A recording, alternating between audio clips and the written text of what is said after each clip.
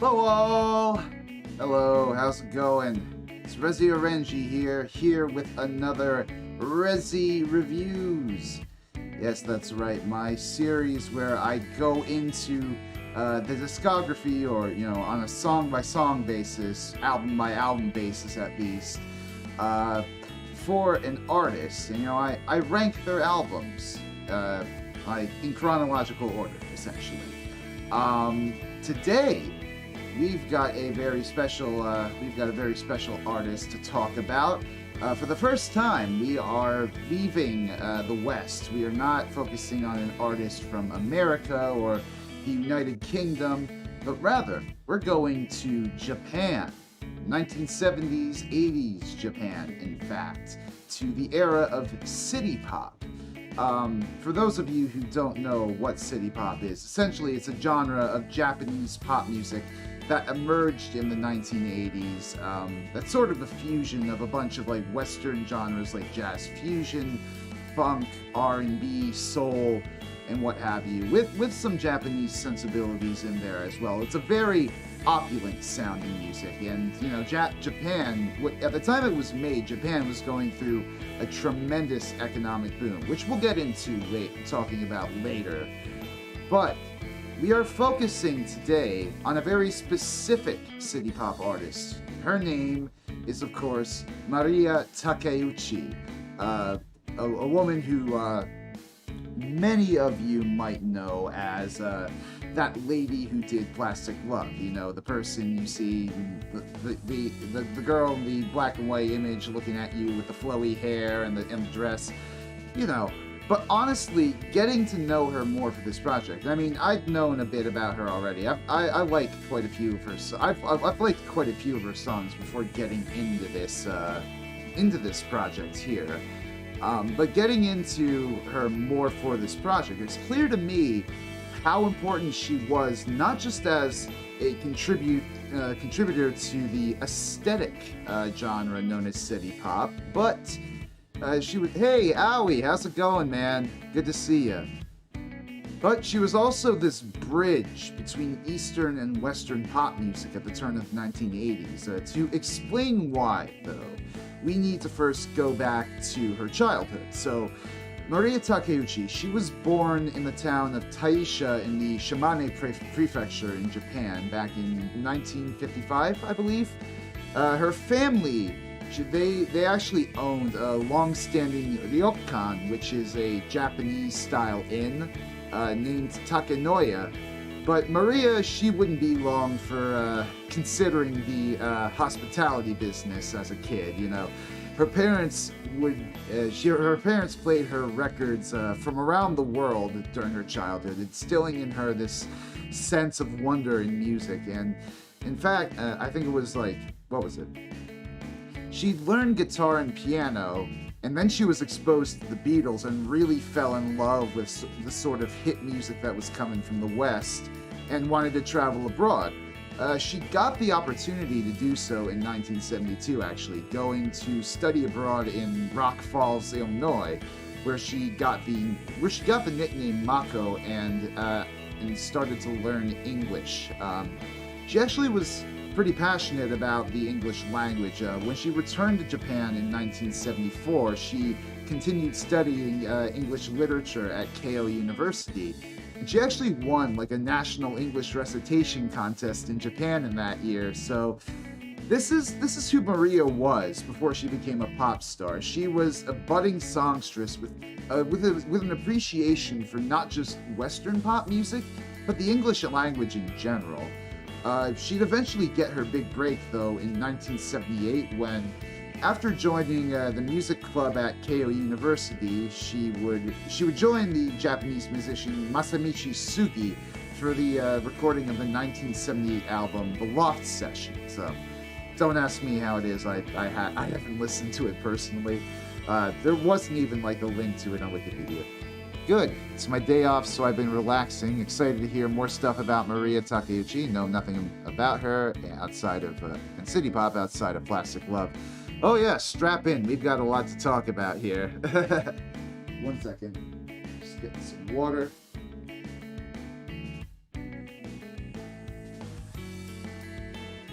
But yeah, so Mariya, she worked with this Masamichi Sugi guy, and this got the attraction of RCA Japan, who would sign her later that same year in 1978, and brought her not just to studios in Japan for recording her debut album, but also overseas to Los Angeles as well.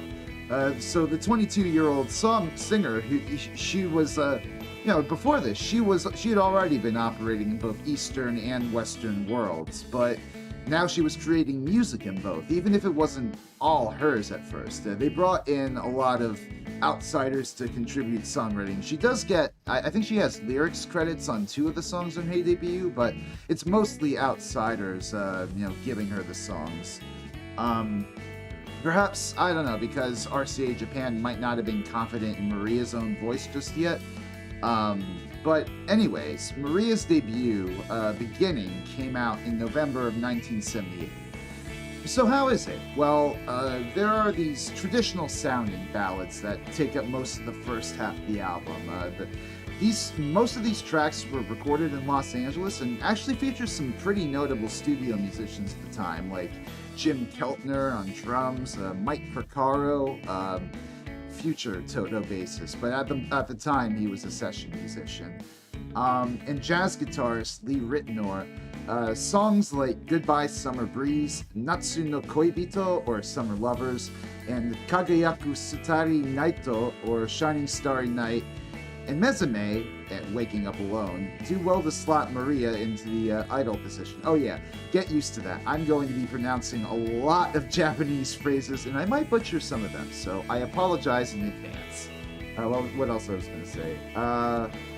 Yeah, so these ballads, they do pretty well to slot young Mariya into the idol position. Here, she's singing these nostalgic ballads about love and the end of summer, backed by this light percussion, this tasteful orchestra, and horn arrangements provided by Al Capps. Lee Ritenour even has a few nice moments providing guitar atmosphere here and there. And I can't understate, young Mariya, even at this stage in her life, she was an incredible contralto singer in the vein of Karen Carpenter or somebody like that. Still, I don't know. These songs are nice, but they're very much more enka, or even like light Motown at its calmest. They're nice, but I wouldn't necessarily revisit them outside of maybe Goodbye Summer Breeze, perhaps. Elsewhere on the album, there's another ballad entitled Totsuzen no Okurimono, which is actually a Taeko Onuki cover. Mariya's version here is nice, giving slightly more propulsion and a new lower key to the song to match her vocal range, and there's even this nice guitar solo towards the end by this dude named Michino Nakano. It's a lot more in line with like a Western style power ballad, which I think works pretty well for her. Already shows an interest in like in the budding city pop sound, I guess.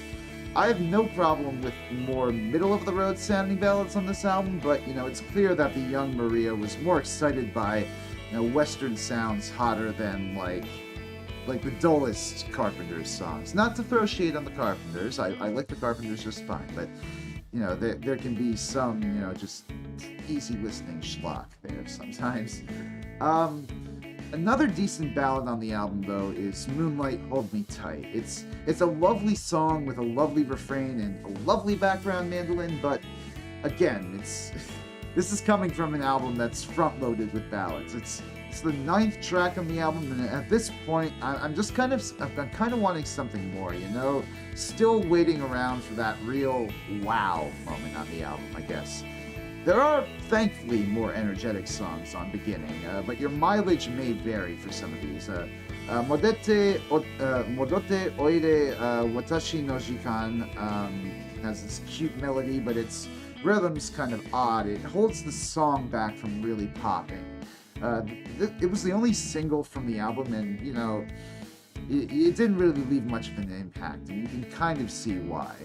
Just Friends is a much groovier song featuring a sound that feels almost in line with the sort of jazzy rock that Steely Dan was doing at this time, though its chorus melody is sadly kind of forgettable, a little cheap, I guess. Okashi na Futari, or The Funny Two, is a quasi-disco song complete with string arrangements and 4-on-the-floor beats. It kicks, especially in its use of syncopated beats and string accents. And actually, Takeuchi, as I mentioned, she got to write 2 of the songs of the album herself, Santa Monica Highway and Suteki na Hit Songs. And there's some of the better tracks on the album. The first is this groovy jazz fusion-like groove, musing on a drive down Interstate 10, while the latter is another ballad, but it's one more in line with the Onuki song earlier, and that feels more like a Western-style power ballad than like a more traditional Japanese ballad. And actually reading the lyrics through translation, it's kind of like the Carpenters' Yesterday Once More, and its veneration of old songs bringing back memories of simpler, happier times. It's definitely a sweet, heartfelt song to end the album, and that's Mariya's own feelings this time. But, well, okay. Beginning, which I should mention right now, beginning is this album right here, Mariya with the cowboy hat. Yeehaw. But it's not, how to say, it's not a terrible debut, but given what would come later, it sort of understates the capabilities of Miss Takeuchi here. As I said, music was a young passion of hers, but as an idol under RCA Japan, the executives must not have trusted her so much to be her own independent voice, at least not yet. This album is way too dominated with okay ballads, and even on some of the groovier tracks, beats and melodies that do not lend themselves well to Mariya's excitement for incoming Western musical trends. I don't know, they kind of spoil the thing. It's decent, and there are a few good tracks here and there, but Mariya had so much more room to grow. This album, I'm going to give a C, or put it in the C tier.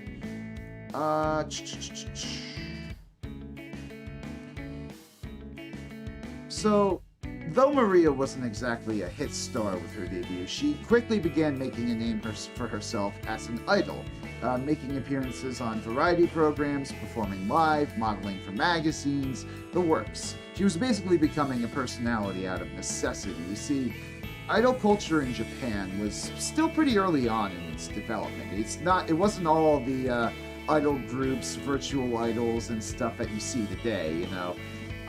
She was, it was on the ascent, though, thanks to the growing medium of television. You know, now most people in Japan, they could go see their waifu on national TV instead of having to trudge out to a theater to see them performing live. On top of bouncing her idol gigs for the television, though, Mariya was still improving as a songwriter and itching to have more of a say in her artistic direction. She brought this with her into the recording of her next album, University Street, which was released in 1979. And that album is this one right here, you know, where she looks all cute and like a college student and what have you. What else? So thankfully, on this album, Mariya is given a bit more artistic freedom. It expands the number of tracks she's contributed to have been expanded from 2 to 3. And 2 actually lead off the album in a, well, pretty decent way. I don't really like On the University Street. It's a cute and swingy tune about student life in Japan, but I can't really take the horns in the background seriously. Namaida no One-Sided Love of Tears, is the first time that Takeuchi would write something with Tatsuro Yamashita, who you guys might know for Ride on Time or any of the brilliant songs on For You that were sampled by like future funk artists. But Yamashita, he provided arrangements and Takeuchi the music and the lyrics for Namaida no One-Sided Love, and it's a very sweet song with stellar background harmonies, once again reminiscent of an old school Motown song, or even a Beach Boys song almost, which perhaps isn't surprising considering how much of a hard-on Yamashita's demonstrated for the Beach Boys. But it's a good tune, and actually, Mariya gets a little university redemption with the final track, Goodbye University. It's written by Mariya entirely in English as this nostalgic, wistful reminiscence of the college experience just before graduation and the uncertainty of the future. of course, is simple, but it's filled with as much heartfelt anxiety. It's filled with as much anxiety as heartfelt memories, which I think is the perfect encapsulation of the sort of feelings a graduation entails. And the music backing Takeuchi is sort of it's fittingly emotional with tasteful strings and electric guitar noodling. And also, thankfully, the tracks penned by others on this album are a step up from last time. Amoya no Summer Days of Memories is a bop of a song with a straight-ahead groove, light background percussion, and accompanying keyboard presaging the arrival of post-disco in the 1980s almost. Isn't It Always Love is a song written by Karl Ivanov, which was it was originally a country hit in America by Lynn Anderson the same year as this album. So Mariya's version is great. She delivers the English lyrics with appropriate emotion against the funky piano-driven backbeat. Like, not to get all ego Jozu or whatever, but she really does sing amazingly in English. Like, I'm surprised she was never a crossover star, but we'll get into that. 1 second, let me just take a sip of water.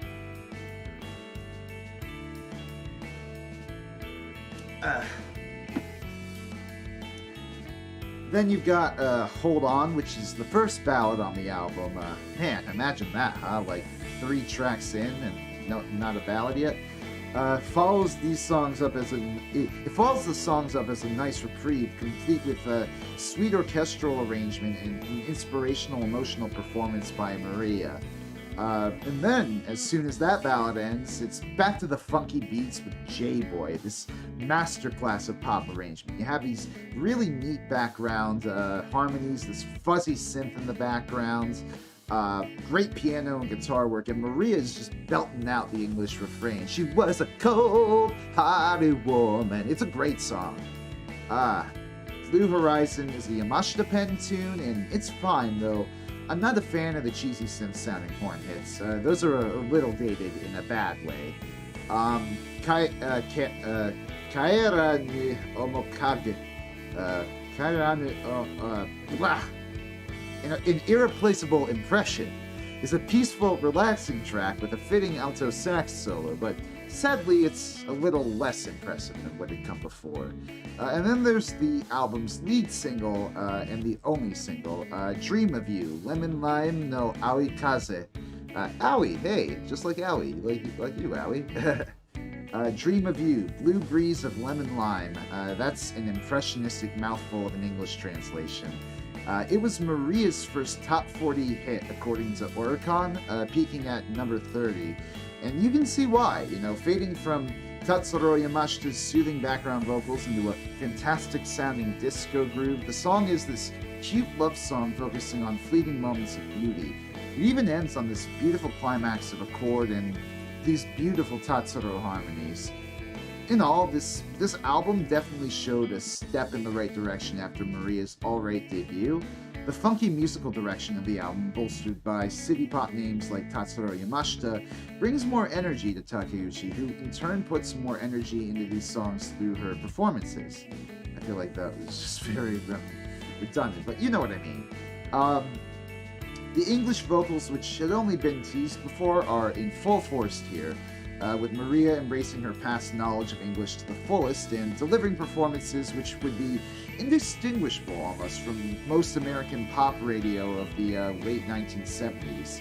It's got a few awkward choices and instrumentation in places, and it doesn't give the best first impression, but University Street is a fun album with a lot to love about it. I'm giving it a B. There we go.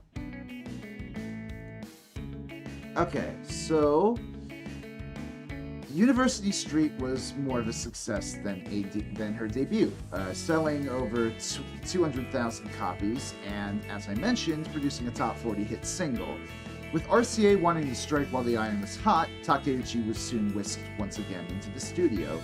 The follow-up album, Love Songs, would come out only 8 months later in March of 1980. Much like her debut, part of this album was recorded in Los Angeles, and Mariya was rubbing shoulders once again with some big names in the Los Angeles album-oriented rock scene.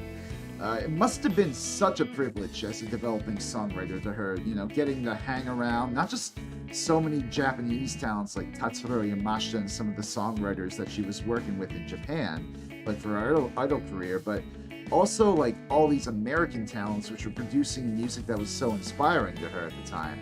I like how the album starts.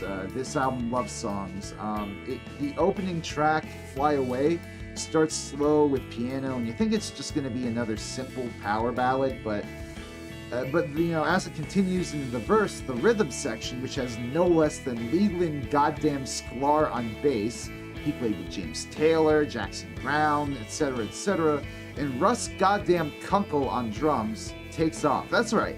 Mariya got 2/3 of the section, which is a very famous LA session musician group, to play with her. And they turned this ballad, this Fly Away, into a soulful escape with lovely vocals from Mariya. The next song, Sayonara no Yoake, Goodbye Dawn, is another nice follow-up, with great string arrangements and a cool chord progression written by Yamashita. And a shout out to Gene Page, who did the arrangements for a good deal of these songs, including, I think, Goodbye Dawn too.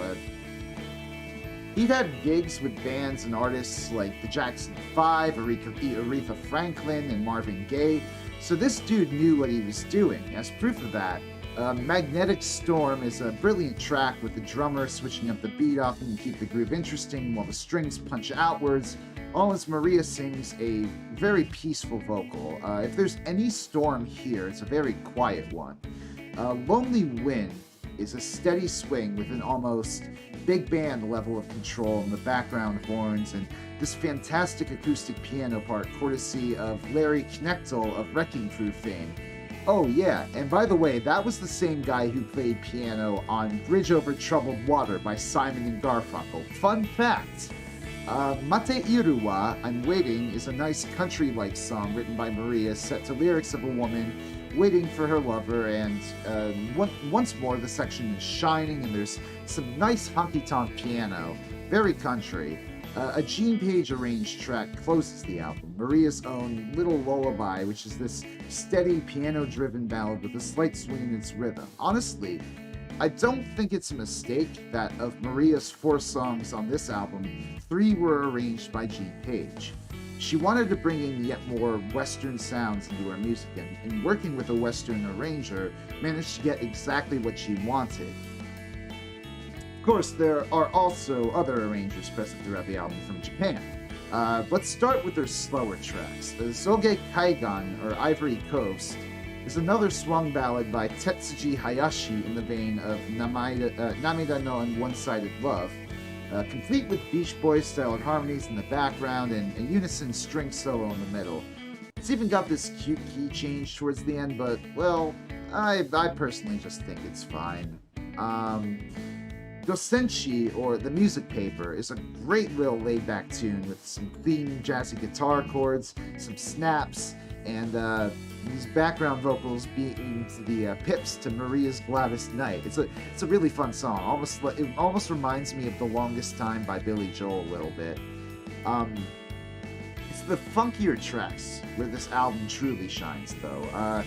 Koi no Owari ni, or Love at the End, is driven by this infectious slap bass part by this dude named Ansen Tokimura, or Tomikura, while Mariya is singing her heart out. Tetsuji Hayashi also contributes September, Mariya's first single from this album and another top 40 hit. This song, the September, is essential city pop if you ask me. September, da da da da da da da, September. It's such a great fucking song. It's got everything. You know, Mariya's gentle delivery of a vocal about the end of love, to the solid ass-moving rhythm section, to the precision woodwind overdubs in the background, to the background vocal harmonies. It's so great. And hey, you know, September's actually coming up pretty soon. Go listen to it sometime. Get in the mood. You know, not to throw shade on Earth, Wind, and Fire September or anything, but this version is equally as good, I think. Then you got the following track, Fushigi na Peach Pie, or Mysterious Peach Pie, which is it's another fun song, another sugary swung track with some good background vocal work and horn arrangements, and it was actually Mariya's first top 10 hit, peaking at number 3 on the Oricon charts. It's a cute little tune, but, well, you know the feeling of just gorging yourself on sugar? It's a little like that. Very cutesy, and the perfect vehicle for idol Mariya.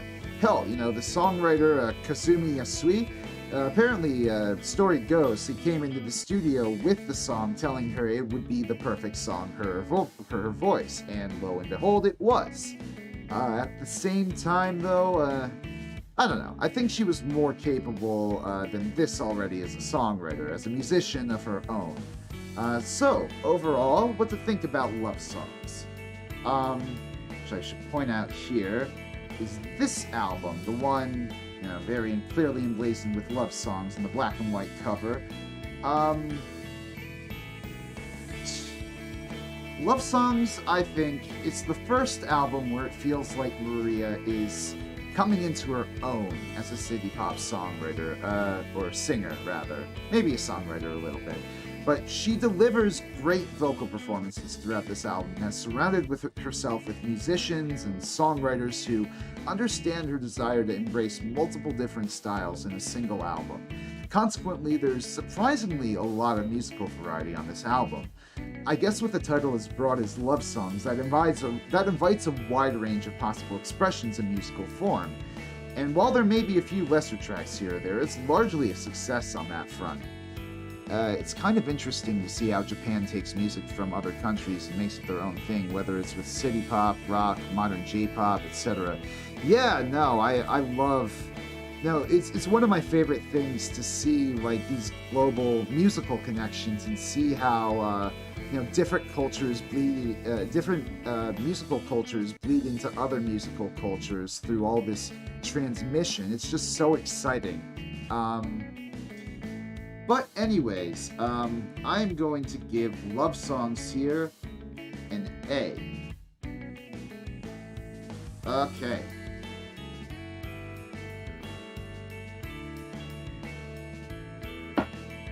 So you might be wondering, how could Mariya top working with members of the Section and the Wrecking Crew? Well, try working with fucking Toto, Jay Graydon, and David Foster. By early 1980, Mariya was a smash hit in Japan, as she won the 1979 Japan Record Awards, Tokyo Musical Festival, Japan Music Awards, Shinjuku Music Festival, and Ginza Music Festival Best New Artist Awards as a singer, and sold hundreds of thousands of copies of love songs. Once more, she was rushed into the studios on both sides of the Pacific to record yet another follow-up album. Poor girl, I mean... You get the impression that she must have been close to exhausted by now, but at least this time on the Los Angeles side of things, she was fortunate to work with some of the best hit-making session musicians and songwriters of the time. Jay Graydon, David Foster, and Bill Champlin, they were there. They were all famous for their work with R&B and soft rock artists.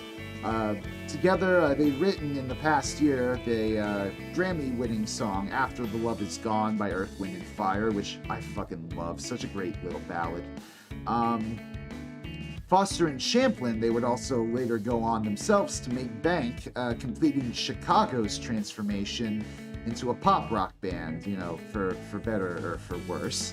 And Graydon, he was a pretty well-established session guitarist himself. He worked with a number of artists, including, I think, like Jackson 5, maybe Aretha Franklin, and he's probably most known for doing the guitar solo for Steely Dan's Peg. It is impressive that she managed to get so many famous and talented musicians to work with her. Yeah, I'm wondering how it all came together. Then also, you've got, Steve Lukather, David Hungate, and Jeff Porcaro from Toto doing work on this album too. And, in addition to the hits that they'd make in their own band, shout out to Africa, is that still a funny meme? they participated in studio sessions often in the late 70s and the 80s, even in the early 90s. Often with David Foster on like hit albums, including a little-known album known as Thriller.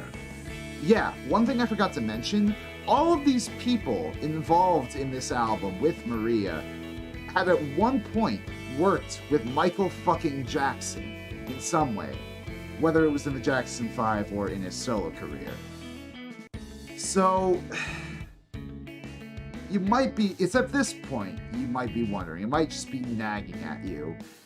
Mariya enjoys singing in English. She absolutely rocks a groovy song. She's worked with hit-making Western musicians, so why the hell did she never cross over? Why did city pop in general never cross over? Well, and this is just one theory, America really hated Japanese people in the 1980s. You see, owing to a combination of factors, American manufacturing was in decline by the end of the 1970s as Japanese industry was on the ascent. As I mentioned, Japanese businesses were booming, especially in electronics and the automobile industry. Japanese fuel-efficient cars like Toyota, Honda, and Nissan became popular in the United States in the aftermath of the 1973 oil embargo because they were much more fuel-efficient than the American gas-guzzling brands like Ford or Chrysler. As the Japanese audio and electronics business boomed, the American trade deficit with Japan grew, and American companies were acquired by Japanese firms, the Japanese became a pretty popular scapegoat for the Rust Belt's woes for the average American, and Democrats and Republicans alike seized on this sentiment with racist rhetoric, mistrustful of the Japanese. Probably because of World War II. Well, maybe that was part of it too. There's still some of that old Greatest Generation racism lingering on, possibly. But like hell, a good example in 1987, a group of Republican Congresspeople held a press conference where they destroyed a Toshiba boombox with a sledgehammer. I think that was in protest of like the Japanese, trading something with, or Toshiba trading something with the Soviet Union, and this image of with like these Americans just bashing on a Japanese boombox. Of course, it was shown repeatedly on Japanese media, and it was well known that there was a lot of violence going on in the States because of this. Japanese-made cars were occasionally publicly destroyed, and a 27-year-old Chinese-American, Vincent Chin, was beaten to death in 1982 because assailants thought him to be Japanese. Needless to say, this was no welcoming environment for a Japanese crossover star, no matter her sound. But, tangent aside, work went well on the album. I would really love to hear someday, because there's like no interviews out there with these Western musicians about their work with Mariya. I'd love someday for some documentarian to sit down with them and ask them about what it was like working with this Japanese pop star. But, the recording of the album went well, and it came out as Miss M in December of 1980. That is this one right here, the one with the knitted, stitched cover on the front. It's the only one that doesn't have Mariya's face on it. But it's divided between two sides. The Los Angeles side, consisting of everything Mariya recorded in Los Angeles, and the Tokyo side, consisting of tracks she recorded in Tokyo.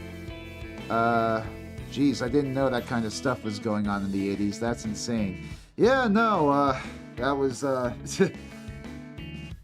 trade wars with Asian nations was popular way before Trump did it. And that's my only political reference of the stream. Moving on, let's see. The Los Angeles side is absolutely brimming with energy. and moods. It starts off with a bang with the disco song Sweetest Music. It's the chorus hook for this song, Sweetest Music. It's so infectious, while Mariya's low alto vocals paired well with backing vocals from Bill Champlin, they just sort of drive it, you know. You get the sweetest music. I love it. Meanwhile, the boys from Toto are laying down some thick grooves, like very, very disco stuff.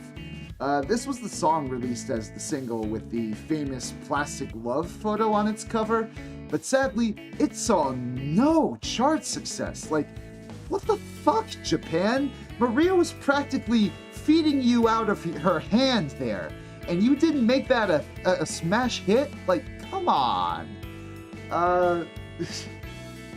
But anyways, you know, the next track, Every Night, it's a soft ballad-like song with a relaxing backbeat and a quality staccato guitar. Very calming night drive vibes. Morning Glory is another song written by Tatsuro Yamashita. Actually, I think it was on his, I think he would go on to record it for his 1982 album, For You. But it's a nice cut time swung track with an absolutely divine chord progression and vocal melody, and I absolutely love the string and horn arrangements that Greg Matheson provided. Secret Love is this very chill post-disco groove with superb backing vocals and a nice stinger of a chorus. It feels to me kind of like a precursor to Michael Jackson's Pretty Young Thing, like especially in the chord progression. And then the Los Angeles side closes out with the heartfelt love ballad, Heart to Heart. It's got this gorgeous vocal melody penned by Roger Nichols, beautiful string arrangements in the background, and this simple, very tasteful guitar solo courtesy of Steve Lukather.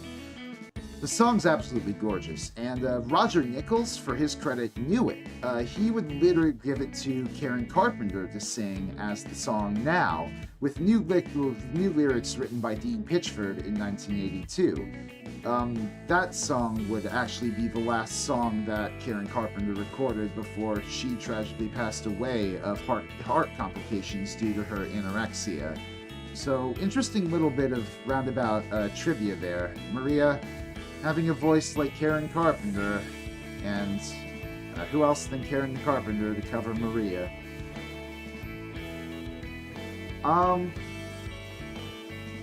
But then you've got the Tokyo side of this album, and it's a bit more mixed in comparison. It starts well enough with the galloping, optimistic Futari no Vakansu, or Two Vacations, which has its great chorus and that post-chorus tag. Ooh! Like bow, ba da dum bow, bow, ba da dum bow. So good. Toku Hanarete, or When You're So Far Away, is a more somber version of Every Night from the first side, and it's nice if a little more plotting in comparison. Ame no Doraibu, or Driving in the Rain, is a more laid-back number where Mariya's backed by essentially the classic jazz trio of piano, drums, and bass. It's probably the high point of this stretch of tracks, but then the album closes on another ballad, Farewell Call, which is a lovely song with emotional lyrics and a great vocal delivered by Takeuchi, but it's also the longest track on the album at almost 6 minutes long, and by this point, the party and the lush cityscapes of Side A and their excitement have receded into the past, and kind of wish there was a more punchy send-off. The issue here is, of course, the pacing. The songs aren't bad themselves. Nevertheless, I still enjoy Side B overall. And overall, this album, Miss M, is something wonderful. It's a melding of talent from East and West to produce a truly great pop album. Is it perfect? No. It kind of slows down a lot towards the end, but it is a very fun listen all the way through, especially with that firebolt of an opener in Sweetest Music. If Miss M had made a run for the American market, this album would have made a great case for her ability. I'm going to give this one an A as well. Okay. Now, by 1981, Mariya was feeling the weight of her activities catch up to her. She never really was too keen on being an idol, but more of a true singer-songwriter, so all the TV and live appearances and, the constant recording were exhausting to her.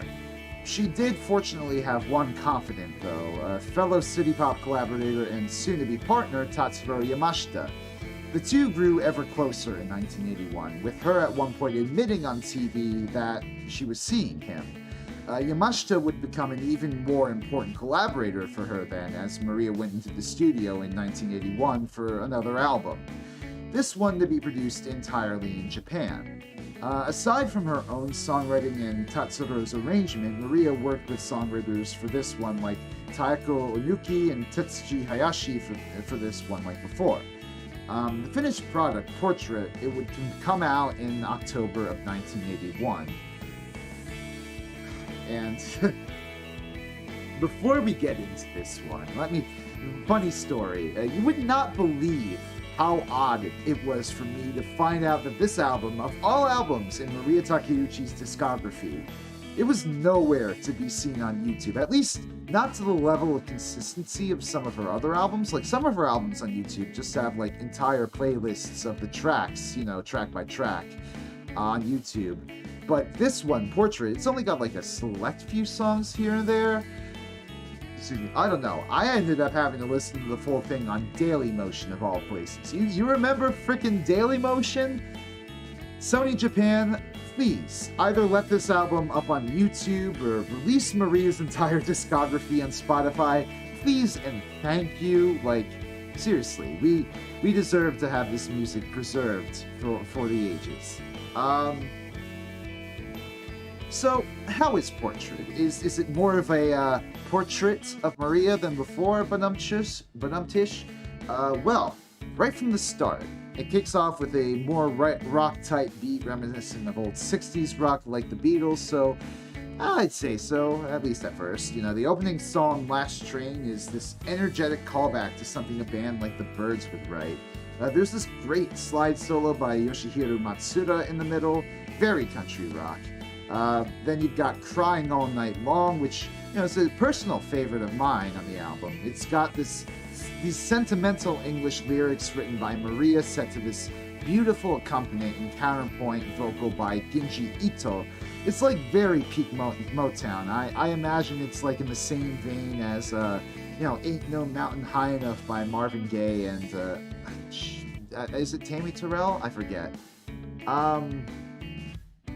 But speaking of Motown, Barakubodo Sensei, or Mr. Blackboard, with music written by Tetsuji Hayashi, is an almost doo-wop song in its bluesy-ish progression and call and response vocals. Mr. Blackboard, hey, Mr. Blackboard. It does kind of end anticlimactically and leaves a bit to be desired, though. After that, though, the album decides to kind of mellow out a bit. Kanashiki Day and Night, or Sad Day and Night, is a song written by Mariya, and, man, I'd love to have all of Mariya's stuff on Spotify. I'd probably listen to her a ton if she was on Spotify. Yeah, right? I mean, like, there's just, like, so many obscure, like, Japanese artists out there, who have great stuff, like hit stuff that at least the YouTube algorithm has made a hit on YouTube, but it's like nowhere to be seen on Spotify for like playlist convenience. It kind of sucks. Like, there's sorry, a little bit of a tangent. There's this one band I love called Cassiope, who made some really, really cool jazz fusion albums in like the late 70s, early 80s. But outside of a few like compilation albums or live stuff on Spotify, they have like none of their classic material on there, which is a damn shame. That's a band I'd love to cover on Rezi Reviews sometime, Cassiope. Where was I? Yeah. So, Kanashiki Day and Night. It's this song written by Mariya and arranged by Tatsuro, and it's another nice swung tune that sounds like something you might hear in a 1950s drive-in movie theater, which, if you're starting to notice a pattern, it's a sort of song Mariya's done multiple times before. And I mean, it's fine, but like I said, we've heard this from her before. No offense. Boku no Machi e, or My Town, is a mellow acoustic song which is lovely, if a little muted. Ame ni Kieta Sayonara, or Disappearing in the Rain, is a Taeko Onuki pen song. This is a really neat track with a very intricate string and horn arrangement backing Mariya, which, and this might fly over some people's heads here, it kind of reminds me a bit of the precision that people like Andrew Oldham or Scott Walker were applying to their orchestral Baroque pop in the 1960s, and it's got this great sax solo. And then we go to another 50s drive-in song with Linda, and you're starting to worry. Has Mariya left behind the funk? I mean, the song's alright, it's just, give me something that slaps, please. Thankfully, the next track, Ichigo no Yuwaku, or Strawberry Temptation, is a fun, brisk, and cute song. It reminds me of some sort of shoujo anime opening, honestly. The track after that, Natalie, is also pretty nice. It's the classic girl moves to Hollywood narrative sung in a country western vernacular, complete with mandolin and harmonica. You know, it's honestly wild how well this girl from the Shimane prefecture of Japan taps into that spirit from just having absorbed American culture growing up. Like, she goes full western sometimes. It's very disappointing. A lot of Japanese music on Spotify is either really popular modern-day J-pop artists and K-pop and rock artists. I've managed to find a few underground artists, but there's not much. Also, there's almost no Vocaloid music on Spotify. Really? Wow. You would think something like Vocaloid would have a much bigger presence there, but I don't know. It's Japanese labels and their stinginess with rights, I guess. I don't know. Copyright law in Japan it's like this eldritch monster when I look at it from afar, and I wonder how much more there is to understand that I don't.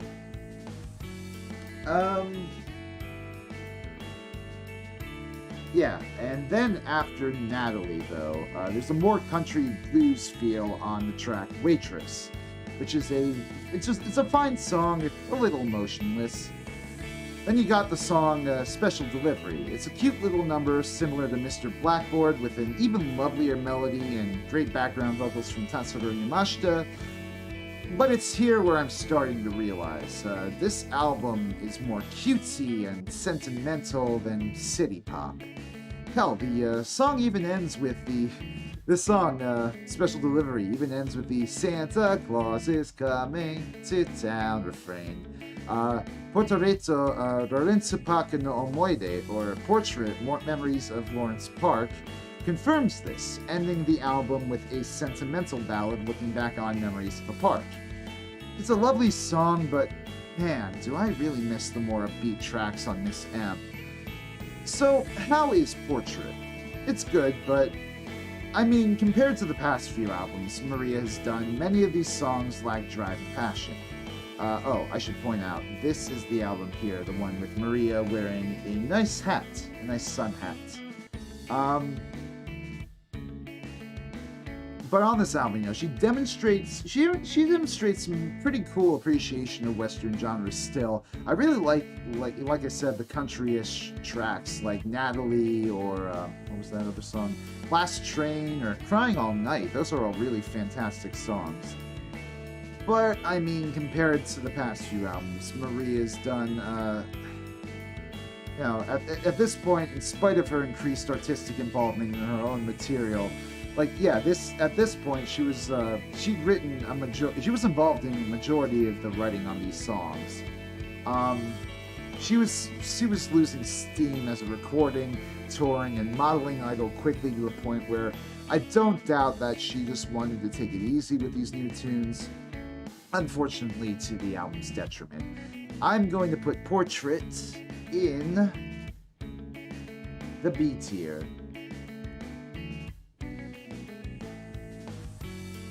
Eventually, a throat injury sidelined Mariya, and at the end of 1981, she announced that she would be taking a break from music.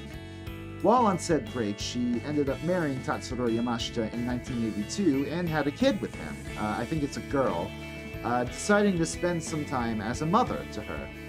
That's not to say she was inactive as a musician. In fact, she was actually honing her craft as a songwriter by giving songs to upcoming idols, many of which became hits in their own right. Eventually, though, in 1984, she made a return to recording, joining her husband on new RCA imprint Moon Records and dropping the album Variety that same year. So one gets the impression from Variety, which, by the way, is this one here, the one with Mariya wearing a seifuku. One gets an impression from Variety at first glance that it's something of a wedding album from Mariya. I mean, aside from the fact that it was literally written and crafted by Mariya and her husband together, but there are several cheery, optimistic songs on the album, such as the bright, reverb-laden opener, Mo Ichido, or Once Again, with brilliant Yamashita background vocals. We share loneliness, we share happiness, baby, let us try out. So good.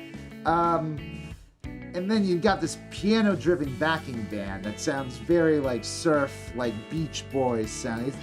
It's a song about a couple reuniting after feeling empty without each other, and it's such a rush. It's no wonder that this went to number 20 on the Japanese charts when it was released as a single.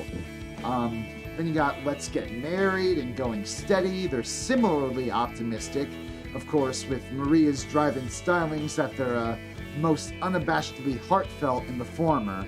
Glockenspiel and sitar pairing together in the background. Mariya sings of caring for her husband lovingly. It's so saccharine, and it's great. I don't know.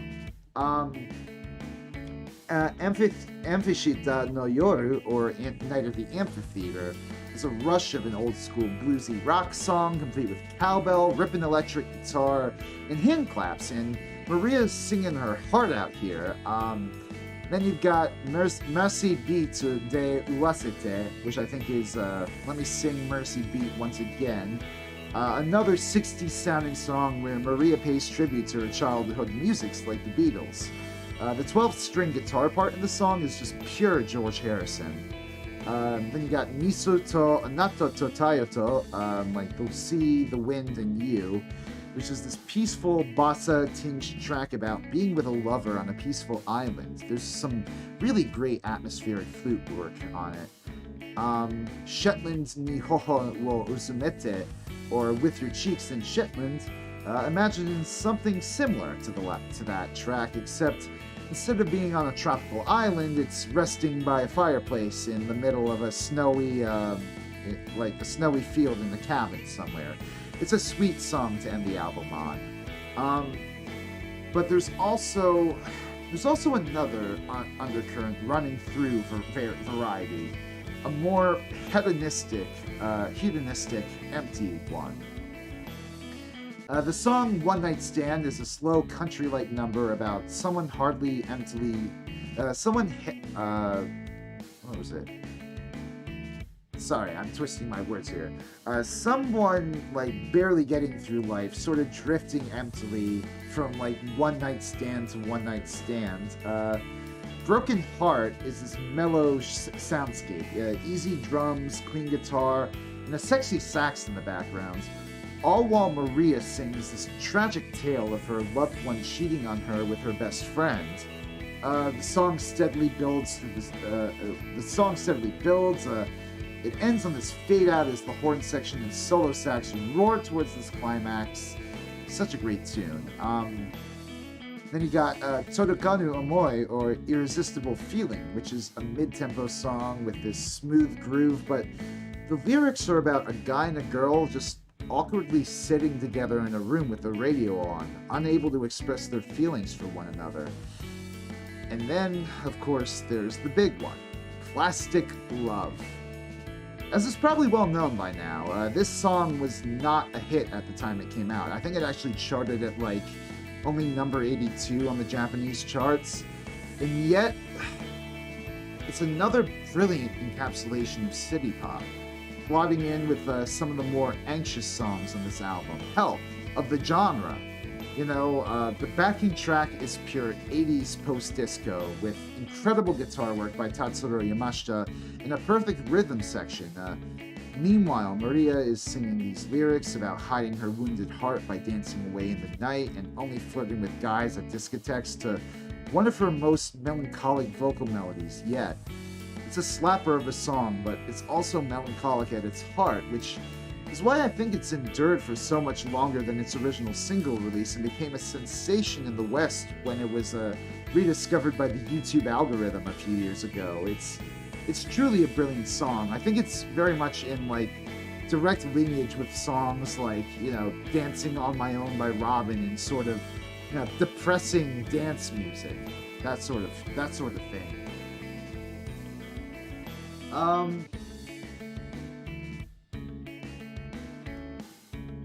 In all, though, Variety is Mariya's most cohesive album to date. With a literal songwriting partner by her side in Tatsuro Yamashita, and on her own label free of idle expectations, Mariya finally made an album truly her own with the help of her husband. While brimming with love and enthusiasm on the one hand, it's also not afraid to observe the more anxious, empty moments of love and life in contemporary Japanese society. Not an easy balance to get right, and I feel like I'm not saying this enough. The orchestration, the backing instrumentation, it's so ornate, so well produced, it verges on Phil Spector territory, it feels like, sometimes.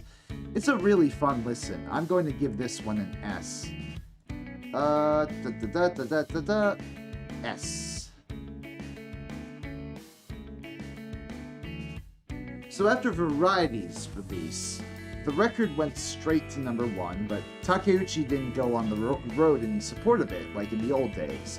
Though back in the music business as her own singer, she still wished to remain a dedicated mother, being around her child for their entire upbringing.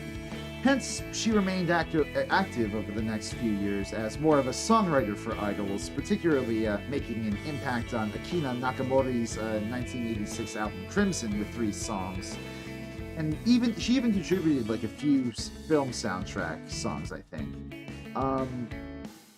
So she would later go into the studio with some of these film songs and some of these songs that she'd written for idols, and she recorded another album, which was called Request, and it came out in 1987. So this album, Request, which is, I want to point out, this one right here, it was, how to say, okay, no, sorry, I'm getting tangled up and ahead of myself here. It opens with another drive-in theater style number from Mariya and Tatsuro called Koi no Arashi, or Love Storm, and it's alright. It's got some great backing vocals from Tatsuro Yamashita, this pretty ripping sax solo, and some pretty lovely synth tones, which is something you might notice with this album. It's got more of an electronic influence this time, which makes sense since, I mean, that's just where the music industry was in 1987, right? Oh No, Oh Yes, which is Takeuchi's self-remake of the song that she gave to Akina Nakamori, is this finely crafted sequencer song. It's crafted around this very simple drum loop, Tatsuro's slick guitar, and these programmed synth tones in the background. It's very infectious. And then you've got Shosoku, or Whereabouts, which is a cool, more mid-tempo song with a staccato synth stabs and this really cool guitar line that reminds me of something that Mark Knopfler of the Dire Straits might do. Then there's Eki, which is something of a melancholic tune with gothic-sounding harpsichord in the background. Its chorus melody is beautiful. The only thing is, I wish that it didn't go on so long. Teko no Tema, or Teko's theme, is a more straightforward 80s pop tune about love. It's fine and has cool guitar work, but it's kind of fluffy. Yume no Suzuki, oh my gosh, the continuation of the dream. It's such a great song, this one. You might recognize this as the one that was sampled on that one Future Funk song. I think it's by Young Bae, or it's like, baby, baby, close your eyes, sit back and it's so good. It's got all these different addicting vocal hooks from Mariya and Tatsuro, all while you've got these gated snares and synths of every stripe just smashing together in the background in a backing beat that could rival stock Aitken and Waterman at their height. Yeah, I fucking said it. You know, Rick Astley, Kylie Minogue ain't got nothing on Mariya Takeuchi. Of course, there are still numbers in which acoustic instruments are central. Kenka o Yamete, or Stop the Fighting, is a song featuring the same lush instrumentation as on Variety, where Mariya pleads for two boys to stop fighting over her. It's a nice track, if a little filler. Genki wo Dashite, or Cheer Up, fares a bit better. It's an acoustic guitar-led number with some light organ tones and pretty singing from Mariya that builds into this grand choral ending. It's a very soulful track and immaculately sculpted, again. Then there's Iro White Brendo, or White Color Combination, which sounds like Mariya's take on a Christmas song, complete with sleigh bells and glockenspiel hits in the background.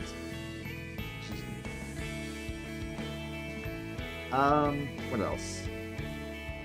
Jiku no Tabibito, or Space-Time Traveler, is a mellow acoustic English ballad to end the album, and it's a fine closer. It feels a bit like retread ground at this point, though. Overall, Request's heavier incorporation of synths into Mariya's sound makes for an exciting new direction in her musical career, but in some cases, these can be a little undercooked or missing outright. It's still a great album, don't get me wrong, but with it being Mariya's longest album to date, it's a bit more wearing of a listen in places. I feel good giving it an A, I think, but not much higher than that. It's a flawed great album. Okay. So after Request yet again debuted at number 1 from Mariya, she got yet more involved in the music industry. She was actively writing songs not just for other idols, but Japanese commercials, movies, TV programs. Between 1987 and 1992, she released 4 such singles, which were all top 40 hits in Japan. Eventually, these songs were compiled together with some more self-covers of songs written for other artists on an album called Quiet Life, released on October of 1992. And more than any other album to this point, the interesting thing about this one, is that it came together over multiple years with multiple hit singles teasing it out until its eventual release. So, does it actually all come together in the end? And before we go on, it's this one right here, the one with, plain looking picture with Mariya just sort of resting on her hand there. Let's go blow by blow here. The first track, Forever Friends, is this chill swing to start things off as though little time had in fact passed between Request in 1992. The production's right away noticeably cleaner and less 80s reverb, though. Nonetheless, the songwriting and the arrangements are all absolutely on point.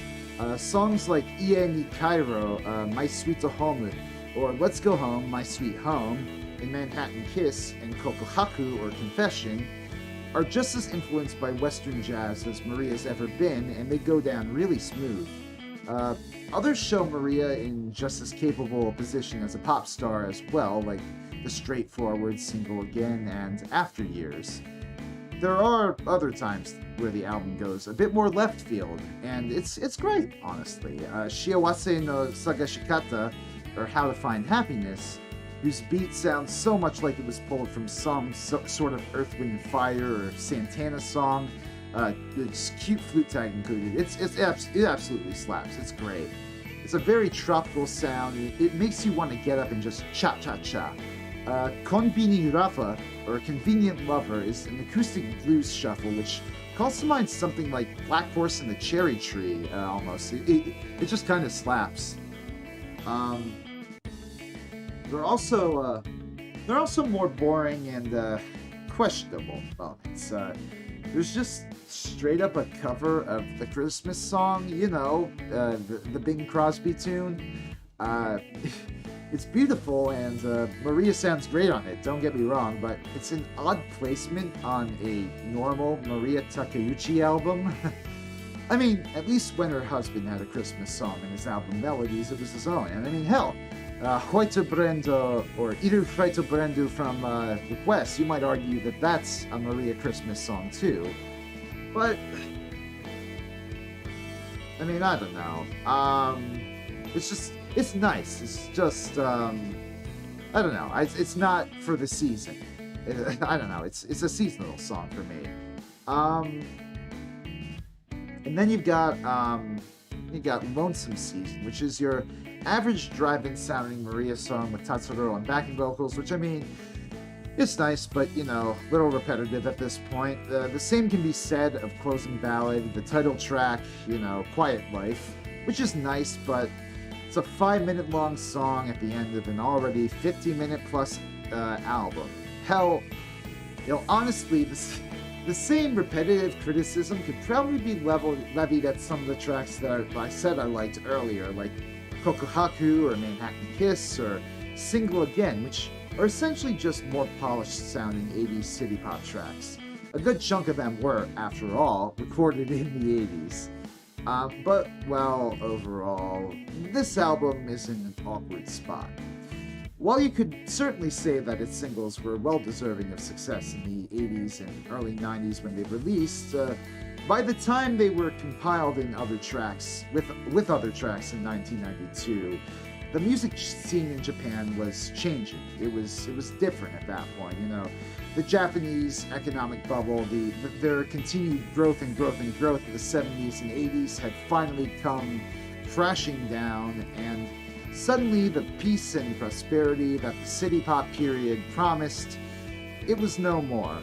None of the songs on Quiet Life are bad necessarily, but some of them, but not all of them, are something to write home about either, or push the needle of Mariya's sound that much further, which at this point in her career was starting to sound out of place in a Japanese musical market, which was, moving away from that glitz and glamour and embracing more genres like, the heavier visual K and J-rock. I'm going to give this album a B. There we go. Okay. Of course, lack of innovation aside, the Japanese public still loved Mariya and sent Quiet Life to #1 straight from its debut. For the rest of the 90s, Mariya continued scoring hit singles from her commercial and TV work, and even made guest appearances at live concerts from other artists. These live appearances would eventually culminate in a one-off live series in Osaka and Tokyo in 2000. Her first concerts since 1981, which they would later have their own live album made of them, I think. In the meantime, though, the public was clamoring for more Mariya Takeuchi material, and Mariya eventually obliged, dropping Bon Appetit in 2001.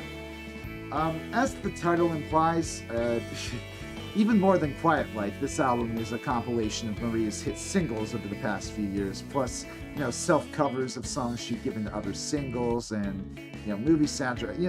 It's very much her saying, here, you want more Mariya Takeuchi? Here, have some more Mariya Takeuchi. Eat up. So how does it sound? Well, a lot of the songs have embraced more of the 90s R&B flavor of Quiet Life, which, it's nice. Tell Me, it's a very sexy groove reminiscent of Oh No and Oh Yes, with Mariya backing herself up on vocals with tasteful overdubs. It's a nice jam. Dream Seeker is another TV opening, and it's a nice, relaxed Motown-like song, complete with a Be My Baby beat and Tatsuro's background vocals. Konya wa Hearty Party is a straight 90s pop pastiche, complete with persistent sequenced rhythm, a sample of exclamations, and an infectious chorus about dancing and singing. Unlike the TV inserts, this one was actually used for a KFC commercial. Kokoro wa itsudemo 17 sai 17, or Junana sai 17. My Heart is Always 17, which, perfect song for a certain horny pirate Apollo life. It's a pretty rockin' song, complete with a cheesy 80s synth interlude and a strong horn section backing Mariya as she sings about still being young at heart. My Nichiga Special is a very upbeat, optimistic song, which it's got some creative guitar work and this cool driving singer-songwriter style beat. Kind of reminds me of if like Sheryl Crow met City Pop or something like that.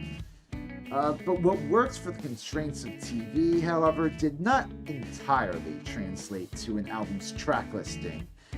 Camouflage is this nice slow ballad with Tatsuro on backing vocals. Supposedly, it was written to be the opening song for a TV drama called Sleeping Beauty, and it fits the mood of that title well. But in the context of Mariya's discography, well, she's written better ballads.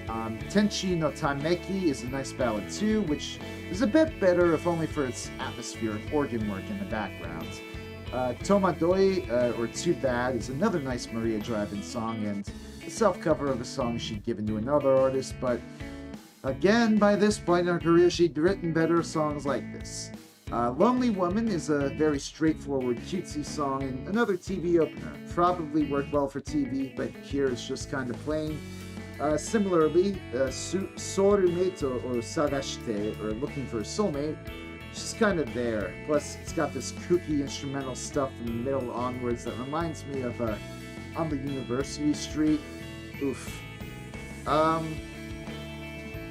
As before, though, there are actually some left field tracks that elevate this album, but also some odd choices. Cup of Tea is this sweet little big band number where you can just imagine Mariya leaning on the piano as she delivers this calm vocal. Mayonaka no Nightingale, or Midnight Nightingale, makes this really neat use of sampled drum beats to elevate what would otherwise be a normal Mariya ballad with a beautiful chorus and Tatsuro's vocals.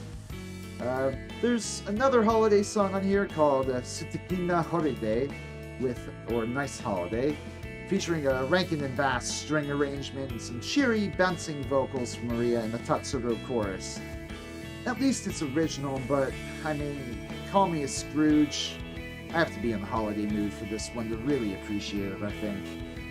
Winter Lovers is a bit better in that regard. It takes the setting and some frosty instrumentation of Christmas, synth bells and sleigh bells alike, and transplants them. Oh my goodness, sorry.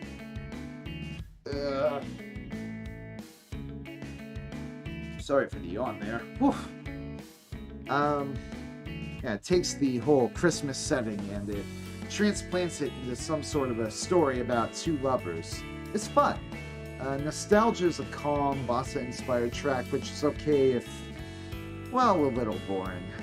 In all, this album, it's not better or worse than Quiet Life, it's just different. It suffers from the similar issues in that tracks tied to Mariya's past sounds often come off as just retreads, while her efforts to incorporate different genres of music and remain in tune with the music of the day, which for most of the album is the 1990s, actually do show promise. It's still a mixed bag though, which I suppose is what happens when you do put together singles conceived years apart, songs written for TV shows, and self-covers on a single album. And it's a bit of a lengthy listen too. I'm torn on placing this one in B or C. I thought originally that it would be... I was thinking originally of putting it B because ultimately I felt like the goods outweighed the bads, but I don't know. Kind of describing it now, it is essentially just a lesser Quiet Life. It's not better or worse, just different. But it's different in a way that, I don't know, I'm not as keen on. So, yeah, we'll put it in C. But then, let's see.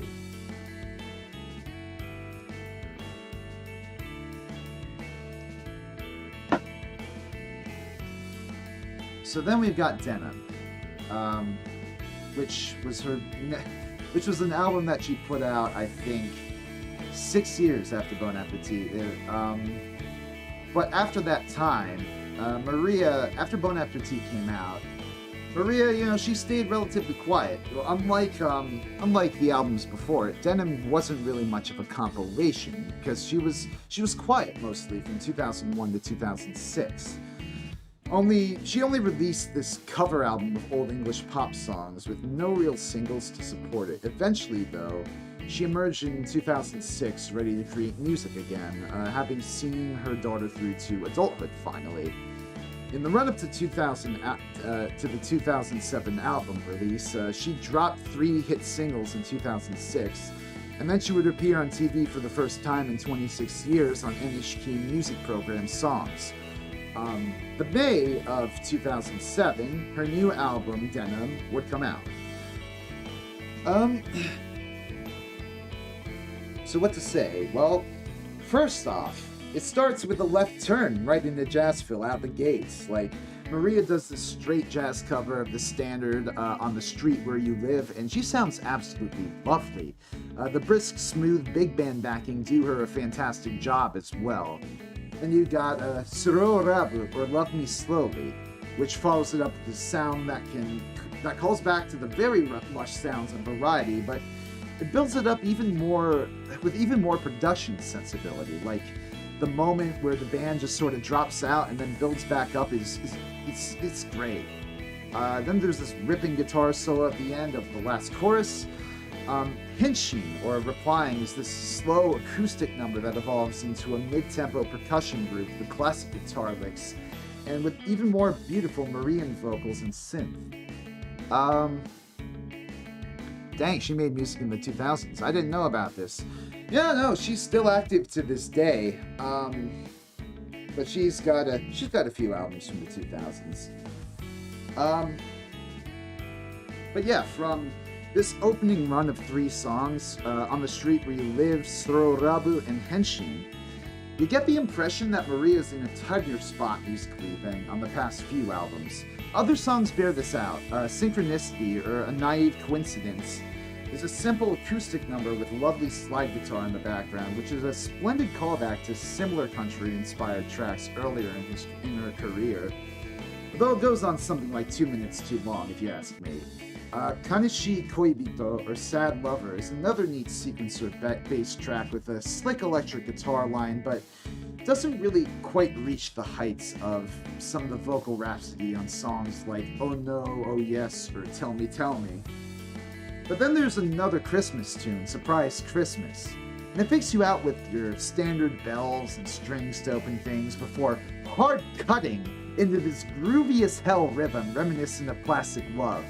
And the chorus, oh my gosh, this incorporation of bells and horn with a slick beat works so well. For a Christmas-themed song, it slaps. Yeah, Surprise Christmas, definitely my favorite Christmas song that she's put out yet, and something that I'd listen to, even out of season. Ashita no Naikoi, or Love Me Like No Tomorrow, is probably one of Mariya's loveliest attempts at a bossa-like number, yet with a steady, drum machine-infused rhythm layered over top of by a fantastic string arrangement. Of course, Mariya still has her ballads and drive-in tunes, but even some of these sound a little bit more revitalized.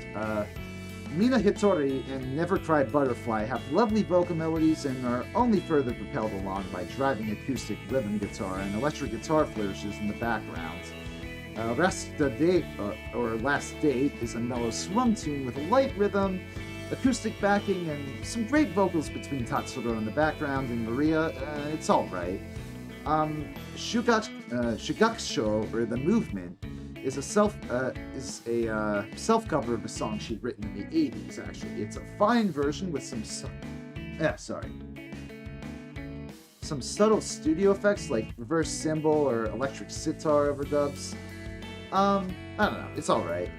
Country returns from the mellow final track Shinsei no Tobira, though, The Door of Life.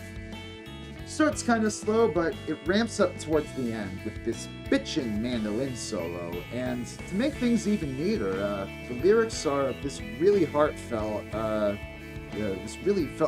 prose or something about how Mariya's determined to keep on living and enjoying her life no matter how old she gets, which, keep in mind, she'd just gotten done raising her child through to adulthood. Mariya Takeuchi at this point was getting old. She was no longer an idol. She was no longer just a young singer-songwriter. She was an experienced elder of the Japanese music industry. So when she ends the album singing, they say that life has no meaning, but I still believe it's worth living, with all this beautiful, swung accompaniment. It's just such an affirming thing to hear with the sentimental feel of everything. Once again, though, it honestly feels like the biggest problem with Denim is that it's retreaded in old ground a lot. It's almost an hour in length, and some of these tracks could have been trimmed down a bit or cut entirely. But there's no denying that the music is a lot tighter and more cohesive throughout the album. Mariya's back in her comfort zone making music like she did in the 1980s with her husband, all together and not split up over years, though with modern production sensibility acquired through the past 20 or so years of, making music and hit singles. It doesn't entirely click, but when it does, it's definitely the most on point Mariya has sounded on an album since Request.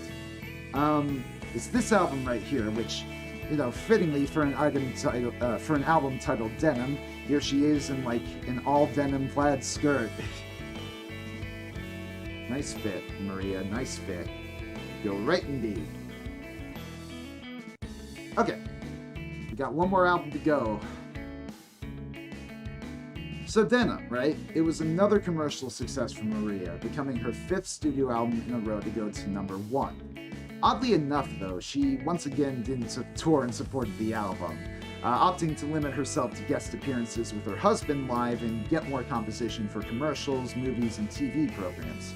She did apparently play one song, Inochi no Uta, at Nippon Budokan in 2010 for some event, but otherwise she just kind of stayed out of the spotlight. I guess, I get the feeling from following Mariya's career that's generally where she liked being. She never liked being the center of attention so much as, just a songwriter that wrote some great music. But as though to cement her legacy with her approaching 35th anniversary, she did help compile and release the other. Oh, sorry, I read that wrong. She did compile and release the compilation Mariya's Songbook in 2013, which featured demos of songs she'd written for other artists as well as the songs themselves. And then she wrote a song dedicated to her home area. Most importantly, though, she was busy at work putting together a new studio album in 2014, which would be named Trad, this album down here.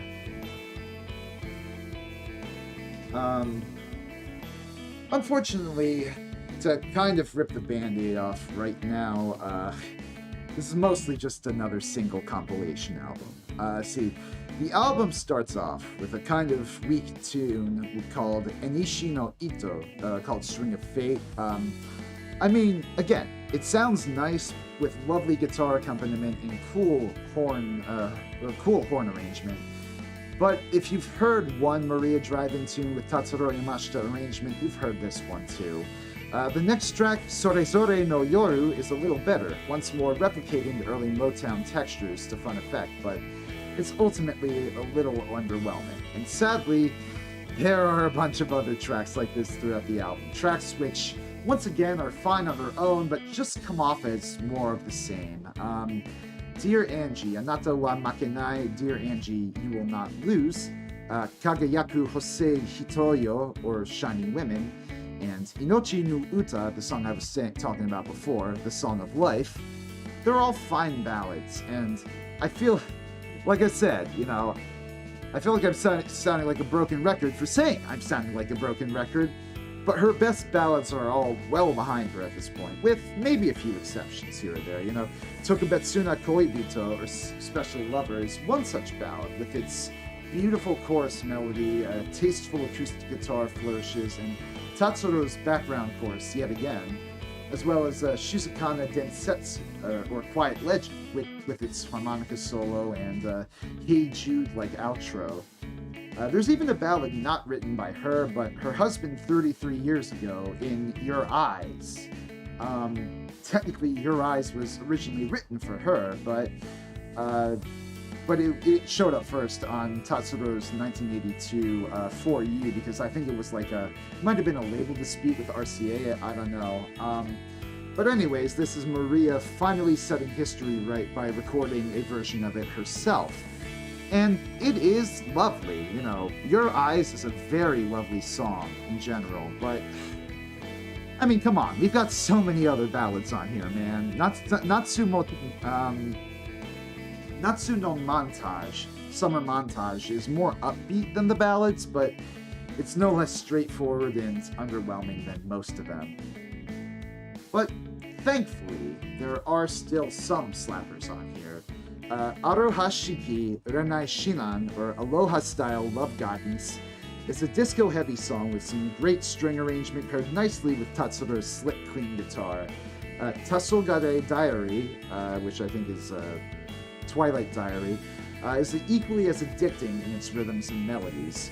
Reunion, or Reunion, is a very chill tune with a nice clave beat and a bossa relax piano driving things along.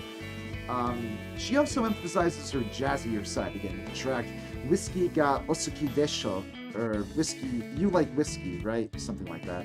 A very lovely lounge number. Honestly, if there was like a Las Vegas equivalent in Japan anywhere, I think Mariya would fit right in playing at a residency. Not that that's the sort of life she would want, but you know, she very well could make a killing in that sort of lounge music.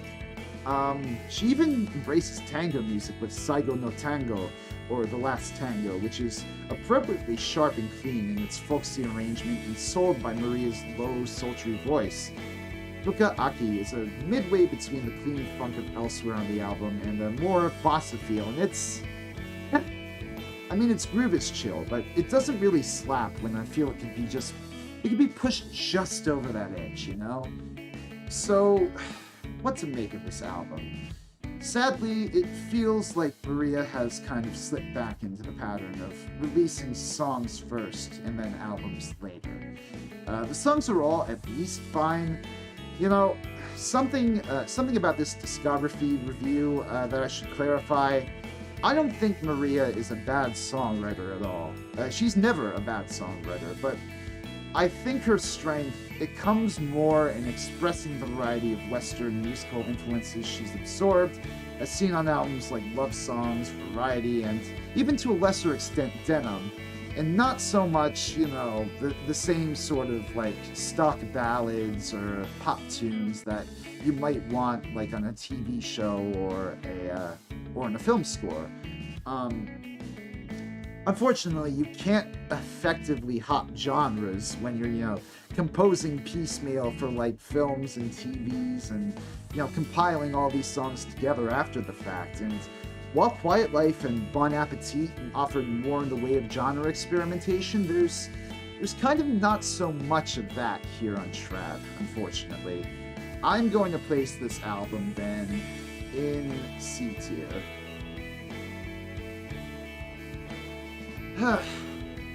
And that's it. That is all of the studio albums Mariya Takeuchi's released to date. Of course, you know, that's not the end of her career. In fact, she's gone on to release a few singles since then. Let's see that. Yeah, there's some songs, like in 2016, she released this single of a duet with Tatsuro Yamashita, Let It Be Me. I think it's a Righteous Brothers song? Everly Brothers song, yeah. And then she recorded she's released a few other like original singles since then, probably like TV themes, Kyo no Omoi, Chisana Negai, Tabi no Tsuzuki, and Inochi no Uta, or just a re-release of Song of Life. But it went to number 1 this time, yay. But I mean, also, she's also been made aware in recent times of her exploding popularity in the West, you know, which comes as much a surprise to her as it has to probably most other music people out there. Like just, can you imagine, like, if you've been slumming it for years and, you know, doing pretty well for yourself in one part of the world, you know, where you live, and that's all well and good. Like, but could you imagine, like, if you were, like, a hit artist in America, all of a sudden finding out, like, for some random reason, like 30 years later, after the peak of your success, that like some random like internet goers or radio listeners from Zimbabwe were like huge fans of your music and like were super influenced to make music inspired by it. I don't know, it's just like a super it's a super interesting thing what's going on now with the rediscovery of city pop. And you know, I wonder if eventually if Mariya is ever going to capitalize on that, if she's ever going to come back to the West, maybe record some sort of crossover thing, or if that door's permanently closed on her. You never know. I think that if she made a run for it, she could do some pretty cool things still in America, in an American market. But I don't know. That might just be wishful thinking at this point. She's perfectly happy just sort of being as she is, being the I guess a staple of Japanese songwriting. But anyways, yes, that was the career of Mariya Takeuchi. Generally a pretty good songwriter overall. She's never released a stinker, she's mostly just fallen into the trap of doing the same thing. But in any case, her music, when it does get slapping, it really gets slapping. I love a good Mariya Takeuchi tune. And I hope by watching this video, you've been inspired to, by watching this stream, you yourself have been inspired to take a more thorough look into her catalog. So yeah, thank you all so much for tuning in once again to another Rezi Reviews. My next stream, I'm going to try to do another FPS stream on Friday. That'll probably be earlier in the day though again because you know, I've got some work that I'm doing with one of my bands you know, tonight and on Friday that's going to be pulling me away from, you know, when I would normally stream. So look forward to that. Yeah, you know, FPS stream on Friday. I'm thinking either Doom 3 or Apex. Honestly, it depends on how willing I am to start another series so soon with, well, I think I've mentioned this before. I think I might have mentioned this on stream, but I'm going back to grad school soon, so I will need to have some time to readjust, maybe take a step away from YouTube for a bit, from streaming. So yeah, I'm going to decide what FPS I want to play on Friday, then probably get back to you guys when I know.